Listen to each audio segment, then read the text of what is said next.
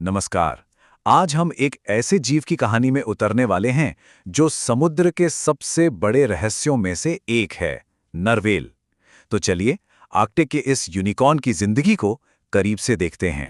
जरा सोचिए, अंधेरे और जमा देने वाले आर्कटिक के पानी में जन्म लेना, चारों तरफ बस बर्फ ही बर्फ। एक नन्हे नरवेल के लिए जिंदगी की शुरुआत यहीं से होती है, और उसका पहला मिशन बस किसी तरह जिंदा रहना।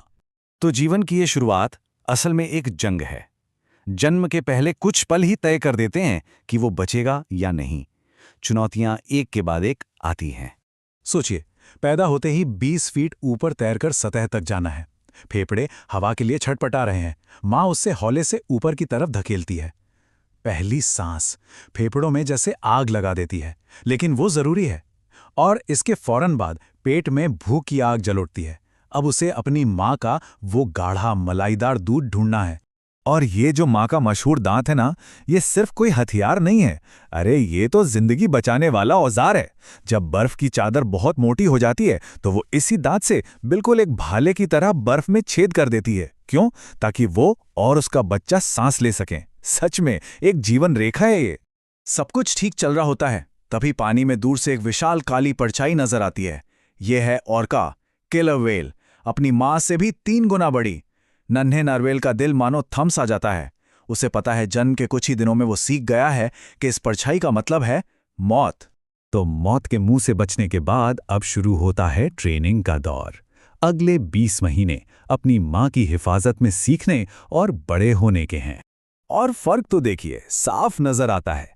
एक तरफ हैं बड़े नारवेल जो 25-25 मिनट तक पानी के गहराइयों में गोता लगाकर हैलीबैट और कॉड का शिकार करते हैं, और दूसरी तरफ हमारा ये नौसिखिया जो बमुश्किल 5 मिनट पानी के नीचे रह पाता है और फिर हाफते हुए ऊपर भागता है। मतलब सीखना अभी बहुत कुछ बाकी है। लेकिन कुदरत ने उसे ऐसे ही नहीं छोड़ दिया है। धीरे धीरे उसके अंदर एक कमाल की काबिलियत पैदा होती है, घुप अंधेरे में देखने की। ये आंखों से देखना नहीं है, ये कुछ छठी इंद्रिय जैसा है। और फिर एक दिन आता है जब वो इसी ताकत का इस्तेमाल करके अपना पहला शिकार करता है, एक स्क्विड। ये उसके लिए एक बहुत बड़ी जीत थी। और अब बात करते हैं उस चीज की जिसके लिए नरवेल को जाना जाता है। उसकी पहचान, उसकी यूनिकॉर्न वाली तलवार, यानी उसके दांत का बढ़ना और उसका पहला इस्तेमाल। ये कोई जादू नहीं है जो रातों रात हो जाए। पहले साल में तो होठ पर बस एक छोटा सा उभार दिखता है। दूसरे साल तक एक बेबी टस्क जैसा कुछ नजर आता है।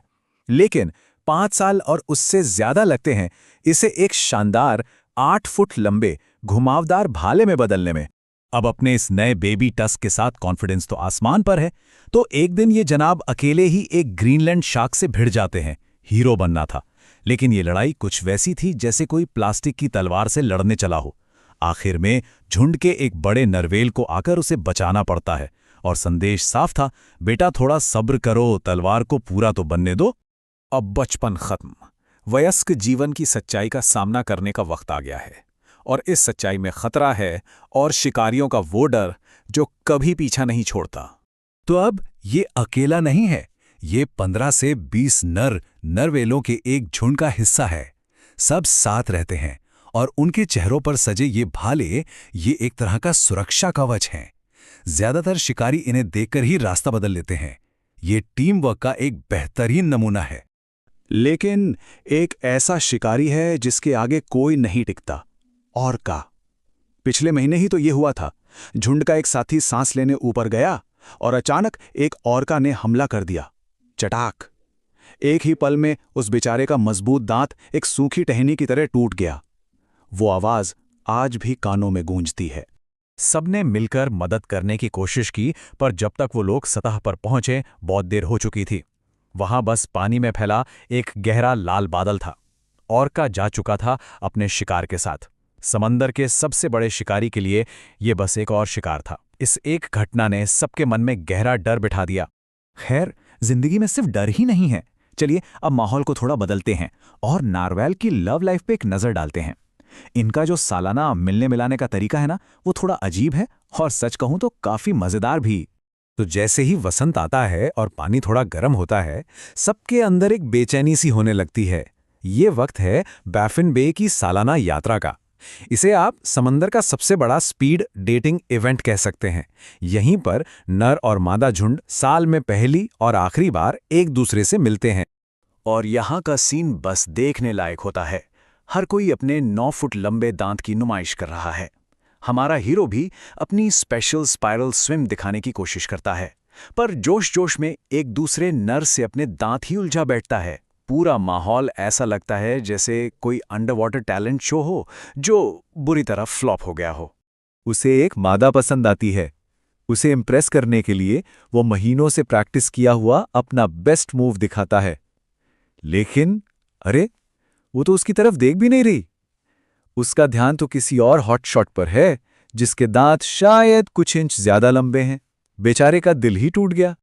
और ठीक जब वो हार मानकर जाने ही वाला था, कहानी में एक ट्विस्ट आता है।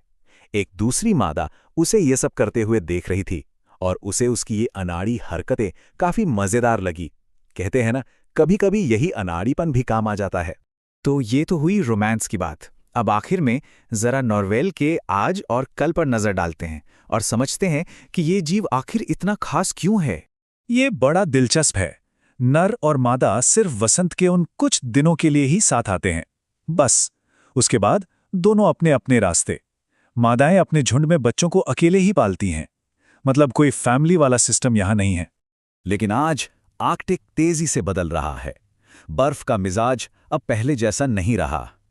नॉर्वेल लाखों सालों से इस माहौल में रहते आए हैं, उन्होंने खुद को ढाला है। पर अब सवाल ये उठता है कि इतनी तेजी से बदलती दुनिया में समंदर के ये यूनिकॉर्न खुद को कैसे ढालेंगे? ये एक बहुत बड़ा सवाल है जिसका जवाब भविष्य ही देगा।